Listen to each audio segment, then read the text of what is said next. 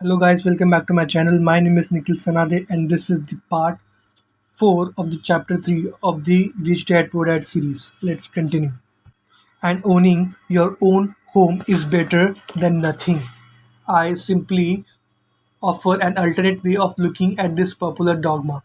If my wife and I were to buy a bigger, more flashy house, we realize it would not be an asset, it would be a liability since it would take money out of our pocket.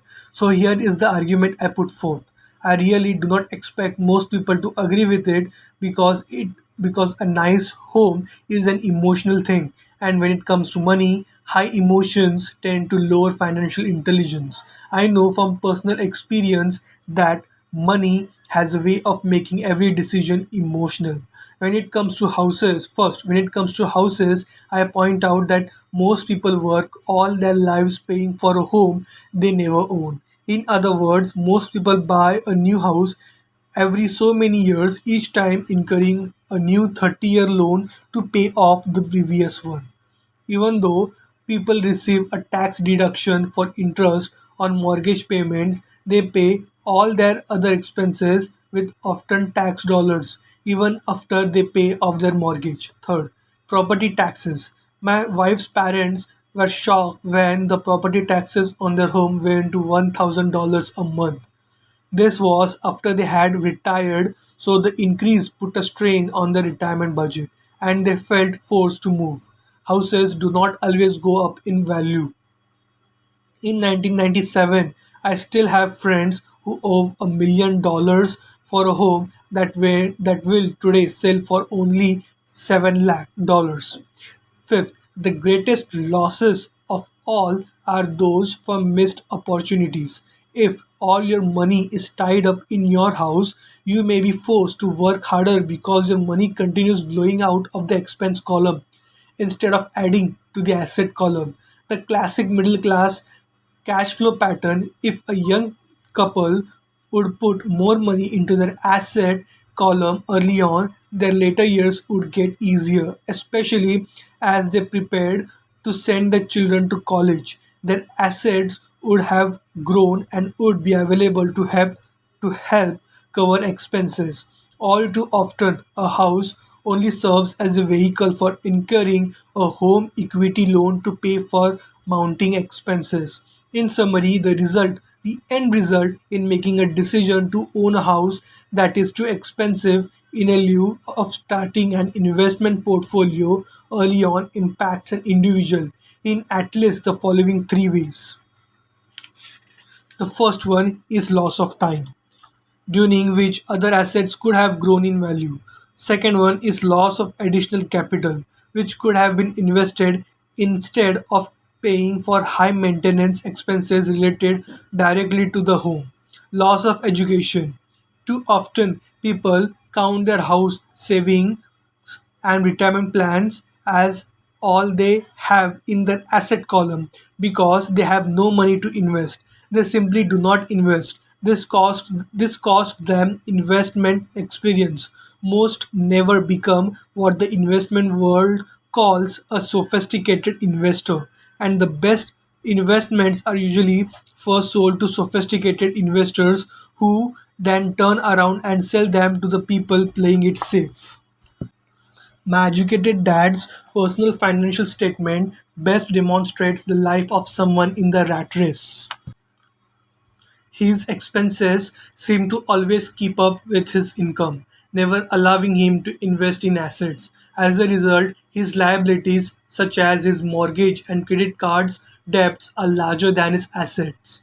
The following picture is worth 1,000 words. My rich dad's personal financial statement, on other hand, reflects the results of life dedicated to investing and minimizing liabilities. A rich a review of my rich dad's financial statement is why the rich get richer. The asset column generates more than enough income to cover expenses with the balance reinvested to the asset column. The asset column continues to grow and therefore the income it produces grows with it. The result being the rich get richer. The middle class finds itself in a constant state of financial struggle. The primary income is through wages, and as their wages increase, so do their taxes. Their expense tend to increase in equal increments as their wages increase. Hence the phrase the rat race. They treat their home as a primary asset instead of investing in income producing assets. Why the middle class struggle? The pattern of treating your home as an investment and the philosophy that a pay raise means you can buy a larger home or spend more is the foundation of today's debt ridden society.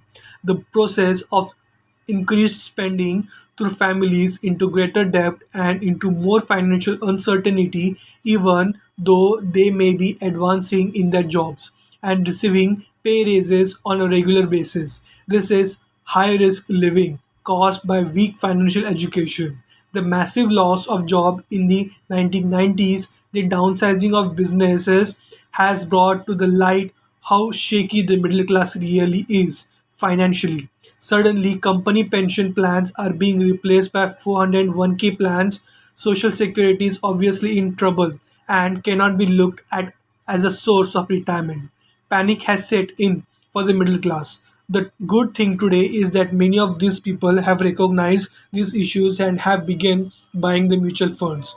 This increase in investment investing is largely responsible for the huge rally we have seen in the stock market. Today, there are more and more mutual funds being created to answer the demand by the middle class. Mutual funds are popular because they represent safety. Average mutual fund buyers are too busy working to pay taxes and mortgages, save for the children's college, and pay off credit cards. They do not have time to study to learn how to invest, so they rely on expertise of the manager of a mutual fund. Also, because the mutual fund includes many different types of investments, they feel their money is safer because it is diversified. This group of educated middle class subscribers subscribes to the diversified dogma put out by mutual fund brokers and financial planners. Play it safe, avoid risk. The real tragedy is that the lack of early financial education is what creates the risk faced by the average middle class people. The reason they have to play it safe is because their financial projections are tenuous at best. Their balance sheets are not balanced. They are loaded with liabilities with no real assets that generate income. Typically, their only source of income is their paycheck. Their livelihood becomes entirely dependent on their employer. So, when genuine deals of a lifetime come along, those same people cannot take advantage of the opportunity. They must play it safe simply because they are working so hard, are taxed to the max, and are loaded with debt. As I said at the start of this section, the most important rule is to know the difference between an asset and a liability. Once you understand the difference, concentrate your efforts on only buying income generating assets. That's the best way to get started on the path to becoming rich. Keep doing that, and your asset column will grow. Focus on keeping liabilities and expenses down. This will make more money available to continue pouring into the asset column. Soon, the asset base will be so deep that you can afford to look at more speculative investments. Investments that may have returns of 100% to infinity. Investments that for $5,000 are soon turned into $1 million. Or more investments that the middle class calls too risky. The investment is not risky, it's the lack of simple financial intelligence. Beginning with financial literacy that causes the individual to be too risky? If yes, do what the masses do. You get the following picture. As an employee who is a homeowner, your working class efforts are generally as follows. You work for someone else. Most people working for a paycheck and are making the owner or the shareholders richer. Your efforts and success will help provide for the owner's success and retirement. You work for the government. The government takes its shares from your paycheck before you even see it. By working harder, you simply increase the amount of taxes given by the government. Most people work from January to May just for the government. You work for the bank. After taxes, your next largest expense is usually your mortgage and credit card debt. The problem with simply working harder is that each of these three levels takes a greater share of your increased efforts. You need to learn how to have your increased efforts benefit you and your family directly. Once you have decided to concentrate on minding on your own business, how do you set your goals? For most people, they must keep their professional profession and rely on their wages to fund their acquisition of assets. As their assets grow, how do they measure the extent of their success? When does someone realize that they are rich, that they have wealth, as well as having my own definitions for assets and liabilities? I also have my own definition of wealth. Actually, I borrowed it from a man named Buckminster Fuller. Some call it a quack and others call it him a living genius. Years ago, he got all the architects buzzing because he applied for a patent in 1961 for something called a geodesic dome. But in the application, Fuller also said something about wealth. It was pretty confusing at first, but after reading it for a while, it began to make some sense. Wealth is a person's ability to survive so many numbers of days forward. Or if I stopped working today, how long could I survive? Unlike net worth, the difference between your assets and liabilities, which is often filled with a person's expensive junk and opinions of what things are worth. This definition creates the possibility for developing a truly accurate measurement. I could now measure and really know where I was in terms of my goal to become financially independent. Although net worth often includes these non cash producing assets like stuff you bought that now sits in your garage. Wealth measures how much money your money is making and therefore your financial survivability. Wealth is measure of the cash flow from the asset column compared to with the expense column. Let's use an example. Let's say I have cash flow from my asset column of $1,000 a month and I have monthly expenses of $2,000. Where is my wealth? Let's go back to the Buckminster's Fuller's definition.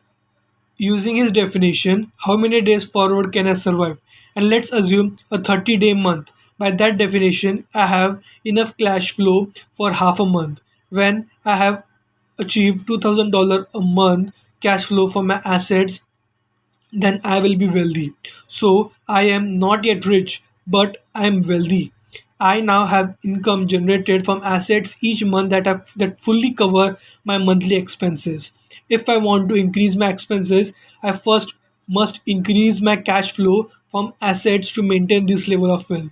Take a notice that it is at this point that I no longer am dependent on my wages. I have focused on being successful in building an asset column that has made me financially independent. If I quit my job today, I would be able to cover my monthly expenses with the cash flow from my assets. My next goal would be to have the cash flow from my assets reinvested into the asset column. The more money that goes into my asset column, the more my asset column grows. The more my asset column grows, the more my cash flow grows. And as long as I keep my expenses less than the cash flow from these assets, I will grow richer with more and more income from the sources other than my physical labor. As this reinvestment process continues, I am well on my way to being rich. The actual definition of being rich is in the eye of the beholder.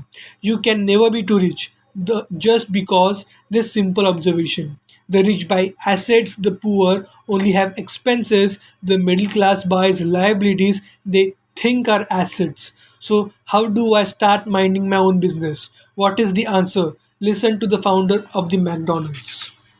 Okay, I will end this part of the series of the Richdadpoordad series here. The chapter 3 has been completed. In the next chapter, the chapter 4, I mean chapter 3, I think so. Yeah, it's chapter 4. Chapter 4, part 1. Mind your own business. Okay, I will see you guys in the next audio. Thanks for listening.